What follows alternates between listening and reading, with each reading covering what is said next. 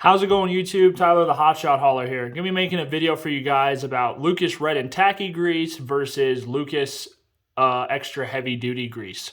So let's get started here.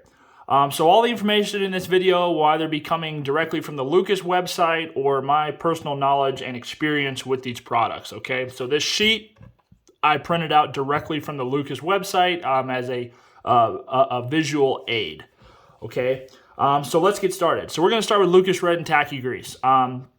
Lucus Red and Tacky grease is probably the most well-known Lucus grease out there. That's actually how I discovered Lucus grease. And the reason why is because for wheel bearing application. This is probably the biggest use for this grease is for wheel bearings, and the most well-known use. But let's dig into this grease. So this grease is a lithium makeup grease. Now what that is a lithium essentially is used as a thickener for the grease.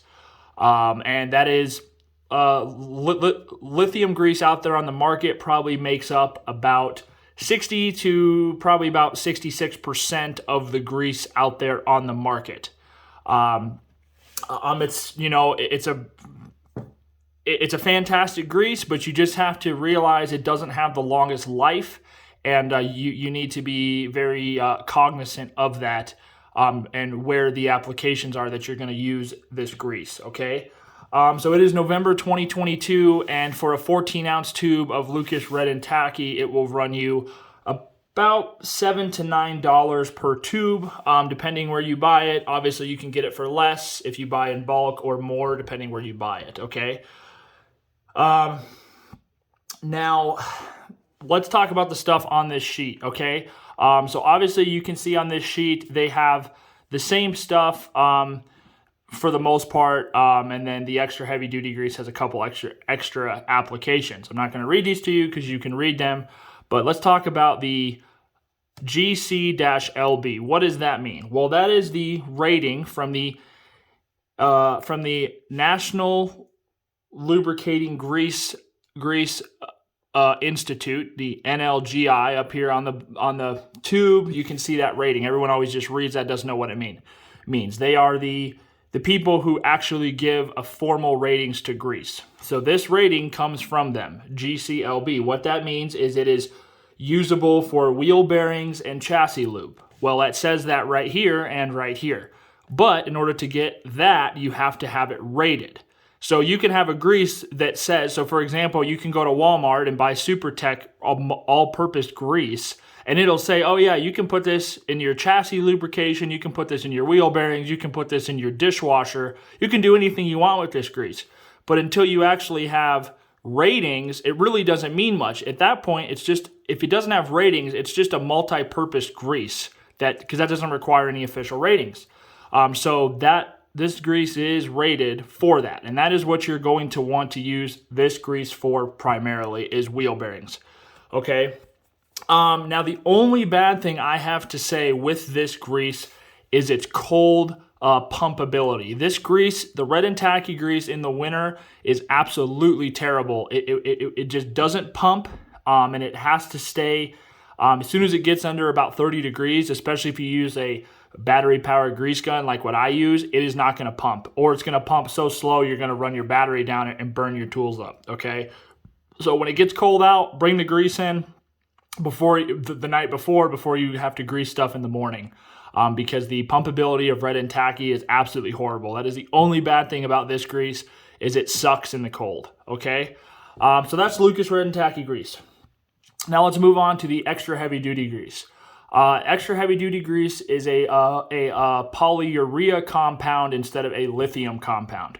Okay, and what that does is it basically makes the grease last, they say, approximately 3 to 5 times longer versus a lithium-based grease.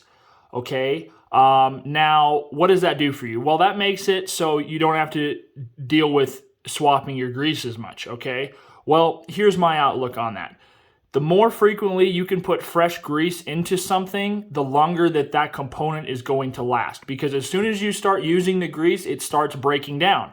So if you can put fresh grease in every 5 hours versus every 10 hours, just an example here for numbers, you're going to get longer component life. Granted, that's really not a best example because after 10 hours, grease is probably still fine.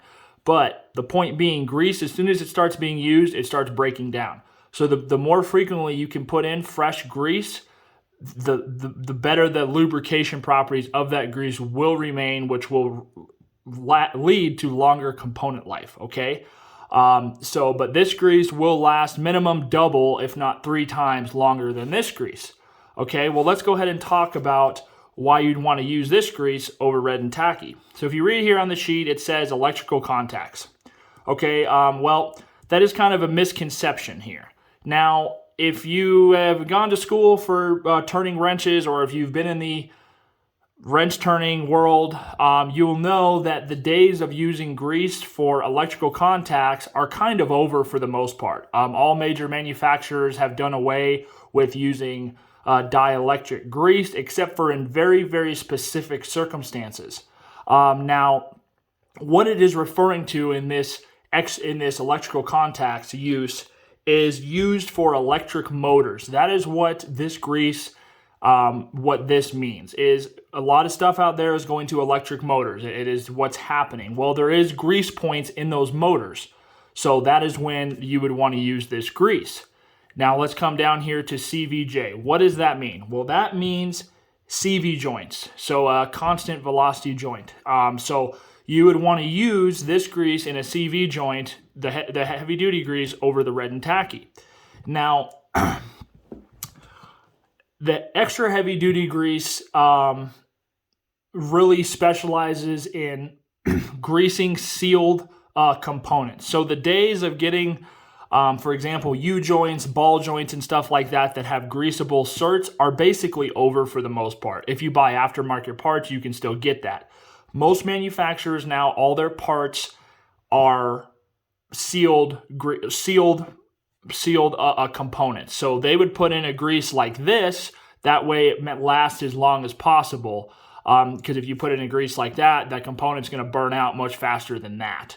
So any sealed type of component, a CV joint basically is considered sealed. I know it's not because you can pull it out of the hub, but you would want to use extra heavy duty grease for any type of sealed application, where if you got to shoot grease in and shut the door on it until you have to completely break that component apart again, put in extra heavy duty grease, okay? So the extra heavy duty grease for a 14-ounce tube, this is obviously a 3-ounce tube, but for a 14-ounce tube size runs about $10 to $12 per tube. It is not as, it's much harder to find this extra heavy duty grease than it is red and tacky. Usually for the extra heavy duty grease, you have to buy it in bulk or you have to buy it off the internet. It can be kind of difficult to find this grease, at least in my personal experience, over red and tacky. Nowadays I buy everything offline that I can. I really don't go to the stores very often anymore, except for food. So,